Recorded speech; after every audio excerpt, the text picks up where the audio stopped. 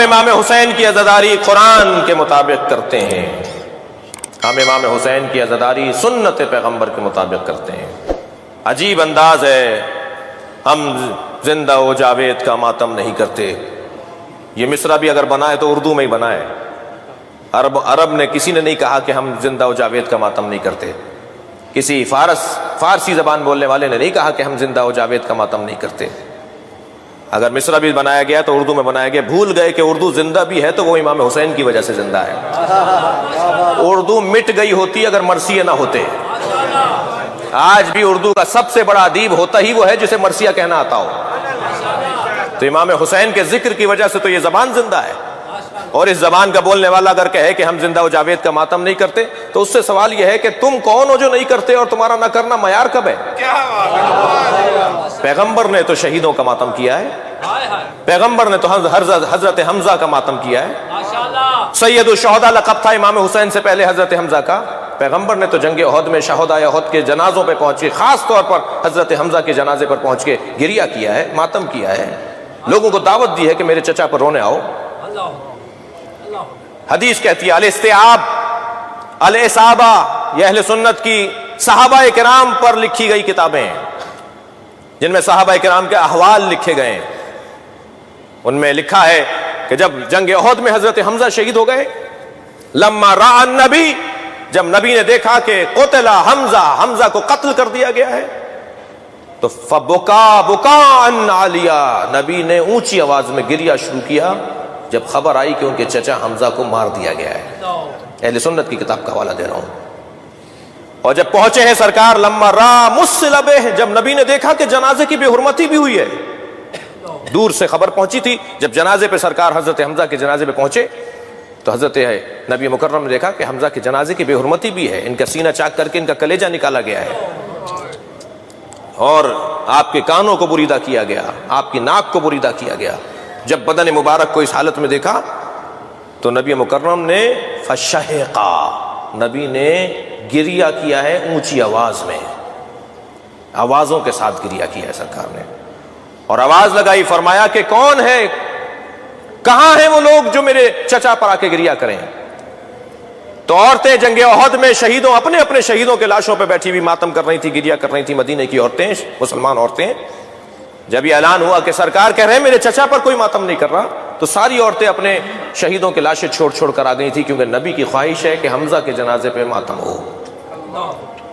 یہ اہل سنت کی کتابوں کی روایات ہیں، ہمارے بھائیوں نے لکھا ہے یہ۔ مجھے تعجب اس بات پر ہے کہ اپنی کتابیں کیوں نہیں پڑھتے،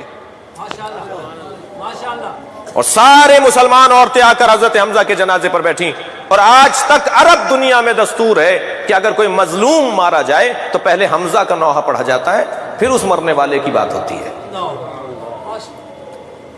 عزیزان گرامی، پیغمبر اکرم کی سنت ہے یہ۔ تو حضرت حمزہ شہید زندہ ہوتا ہے، اسی پر اعتراض کیا جی شہید زندہ ہے اور زندہ کا ماتم نہیں ہونا چاہیے۔ جی میرے مولا امام حسین جب اس دنیا میں تشریف لائے، نبی مکرم نے گود میں لے کر رونا شروع کیا اور قریب بیٹھی ہوئی اپنی ایک زوجہ سے فرمایا کہ خبردار فاطمہ کو مت بتانا کہ یہی وہ حسین ہے جسے بھوکا پیاسا مارا جائے گا، کہ فاطمہ قریب الولادت ہیں، ابھی بچے کی ولادت ہوئی ہے، لہٰذا فاطمہ کو تکلیف ہوگی۔ جب کئی مرتبہ سیدہ نے دیکھ لیا کہ بابا جب بھی حسین سے ملتے ہیں تو روتے ہیں، تو پوچھا بابا آپ میرے حسین سے مل کے روتے کیوں ہیں؟ فرمایا فاطمہ یہی حسین ہے جو ابراہیم کی قربانی کا فدیہ ہے، ابراہیم کی قربانی مؤخر ہو گئی تھی اس کی قربانی کی وجہ سے، اولاد ابراہیم میں سے ہے۔ فرمانے لگی بابا کیا ہوگا؟ کہ اسے گھیر کر بھوکا پیاسا مارا جائے گا۔ بی بی فرمانے لگی بابا آپ ہوں گے اس وقت میں؟ فرمایا نہیں فاطمہ میں نہیں رہوں گا۔ کہ اس کے بابا علی ہوں گے؟ کہ نہیں اس کے بابا علی بھی نہیں ہوں گے۔ بی بی نے کہا کیا اس کا بھائی حسن ہوگا؟ فرمایا نہیں اس کا بھائی حسن بھی نہیں ہوگا۔ تو بی بی نے فرمایا میں رہوں گی؟ فرمایا فاطمہ تم بھی نہیں ہوگی۔ تو بی بی نے پھر ایک جملہ کہا بابا پھر اس پہ روئے گا کون؟ یہ جو آپ کا گریہ ہے نا یہ حسرت فاطمہ ہے، سیدہ کی حسرت ہے، بابا اس پہ روئے گا کون؟ فرمایا ایک قوم اس پہ روئے گی، اس کے جوان اس کے جوانوں پر روئیں گے، اس کے بوڑھے اس کے بوڑھوں پہ روئیں گے۔ یہ تقسیم بھی اس کا مطلب نہیں ہے کہ جوان صرف جوانوں پہ روتے ہیں اور بوڑھے صرف بوڑھوں پہ روتے ہیں، نہیں، نبی نے گویا اشارتاً فرمایا ہے کہ اس کے بچے بھی مارے جائیں گے، اس کے جوان بھی مارے جائیں گے، اس کے بوڑھے بھی مارے جائیں گے، اس کے ساتھ پورا خانوادہ شہید کیا جائے گا۔ عزیزو عزادارو، ہم روا روی میں ہم ذاکرین جو ہیں کہہ دیتے ہیں کہ کربلا میں 18 بنی ہاشم شہید ہوئے، 18 نہیں 58 شہید ہوئے۔ میرا باب العلم کے عشرے کا جو موضوع ہے وہ اصحاب رسول ہے، اصحاب رسول پہ وہاں بات ہونی ہے۔ کربلا میں بنی ہاشم 58 بنی ہاشم شہید ہوئے، 58، 18 نہیں۔ حضرت عقیل کی اولاد، حضرت مسلم کی اولاد، حضرت جعفر کی اولاد، حضرت جعفر کے پوتے، حضرت عبداللہ کے بچے، محمد حنفیہ ان کی اولادیں، محمد حنفیہ خود نہیں تھے ان کی اولاد، عبداللہ ابن جعفر نہیں تھے ان کی اولادیں، امیر المومنین کے فرزند 28 تو صرف امیر المومنین کے پوتے اور بیٹے ہیں، 58 بنی ہاشم ہیں جو کربلا میں شہید ہوئے ہیں۔ سارا گھر کٹ گیا، سارا گھر کٹ گیا۔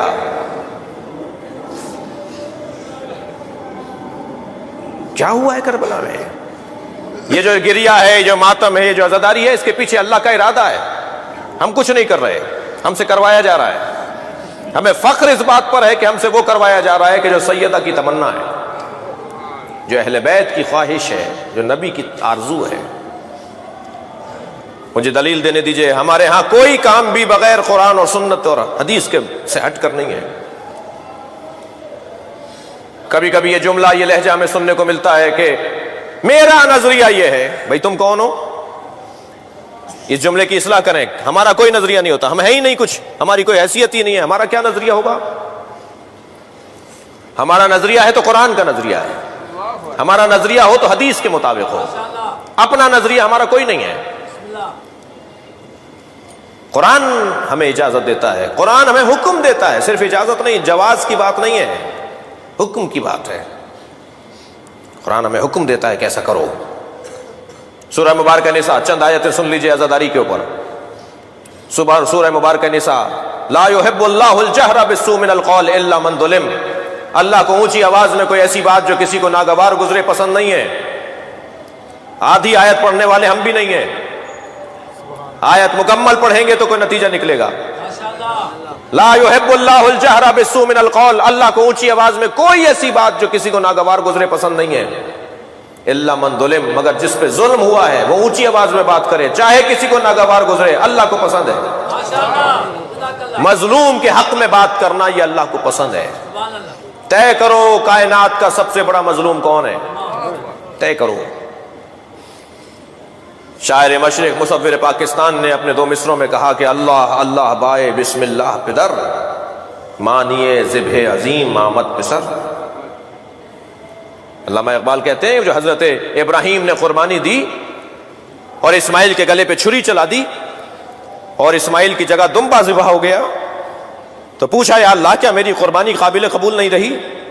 تو جواب یہ آیا وَفَدَيْنَاهُ بِذِبْحٍ عَظِيمٍ، اے ابراہیم ہم نے تمہاری قربانی کو ایک بڑی قربانی پر مؤخر کر دیا ہے، ہم ایک اور بڑی قربانی لیں گے تمہاری اولاد سے۔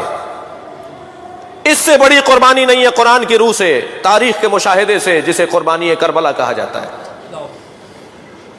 سب سے بڑا مظلوم تاریخ کا اگر کوئی ہے تو وہ امام حسین کا وجود ہے، اور قرآن کہہ رہا ہے کہ اللہ کو اونچی آواز میں بات کرنا صرف وہاں پسند ہے چاہے کسی کو برا لگ رہا ہو کہ جہاں مظلوم کے لیے تم بات کر رہے ہو۔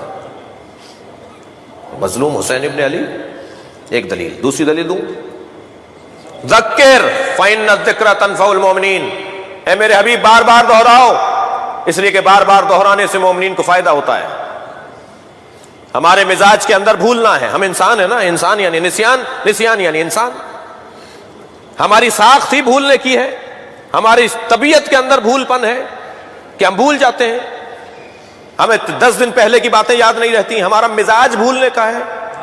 جب ہمارا مزاج بھولنے کا ہے تو پھر پروردگار عالم نے اہتمام کیا ہے کہ انہیں بھولنے نہ پائے، یہ تاریخ کے مشاہدات کو اور عبرتوں کو اور واقعات کو اور تاریخ کے سبقوں کو بھولے نہیں۔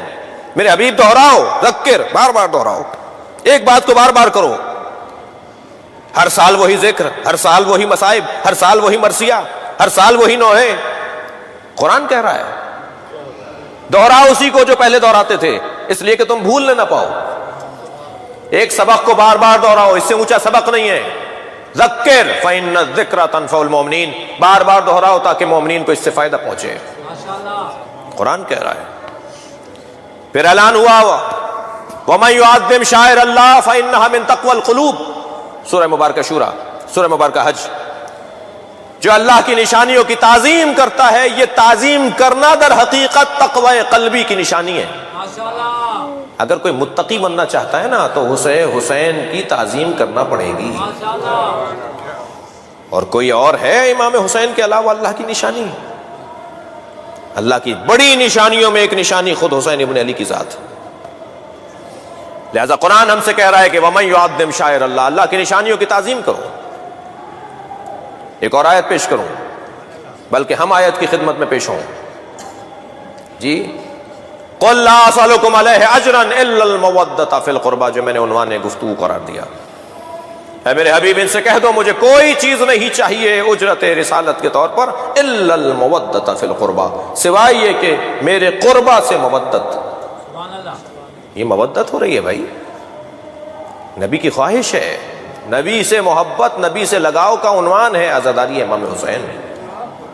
सुन्नत पैगंबर है, आरज़ू ज़हरा है, ख्वाहिश हैदर कर्रार है।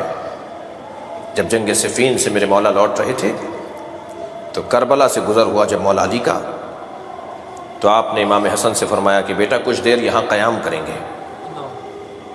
मौला एक दरख्त के नीचे जाकर महव इस्तराहत थे कि सासा इब्न सुहान ने आवाज़ देकर कहा कि अली के सर के नीचे तकिया नहीं है।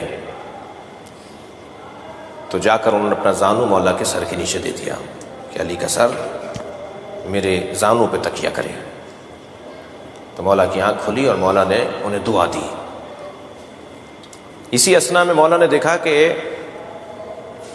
एक शख्स है कि जो मौला के पैर दबाना चाहता है। हज़रत ने पैर खींचे, हज़रत ने फरमाया तुमने मेरा अदब किया है तो बस तुम्हें एक पैगाम दे देता हूँ, इस ज़मीन को ज़रा गौर से देख लो। यहाँ कुछ मुद्दत के बाद मेरा बच्चा आएगा, तुम भी आओगे, मगर याद रखना कि तुम मेरे बच्चे के मुखालिफ लश्कर में रहोगे, तुम हुसैन के दुश्मनों में से होगे। तो मैं पहले तुम्हें बता रहा हूँ, मेरा अदब कर रहे थे तो इसलिए तुम्हें बता रहा हूँ कि अभी से तवज्जो करो, हुसैन के कातिलों में से ना रहना। जब ये करबला में आया, इब्न जुमू इसका नाम है, जब ये करबला में आया तो इमाम हुसैन ने जनाब अब्बास से कहा कि इससे जाके कहो कि ये दरख्त याद आ रहा है। वो उस दरख्त के करीब खड़ा था। हज़रत अब्बास ने जाके कहा तुम्हें ये दरख्त याद आया है? कह रहे अब्बास अली क्या कहना चाहते हो? कहा मुझे मेरे मौला हुसैन ने भेजा है, कहा इसको ज़रा जाके ये दरख्त याद दिलाओ।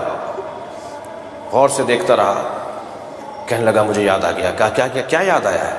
कहा यहाँ अली लेटे हुए थे, मैंने अली इसका अदब करना चाहा तो अली ने मुझसे इस वाक़े का जो आज हो रहा है बताया था।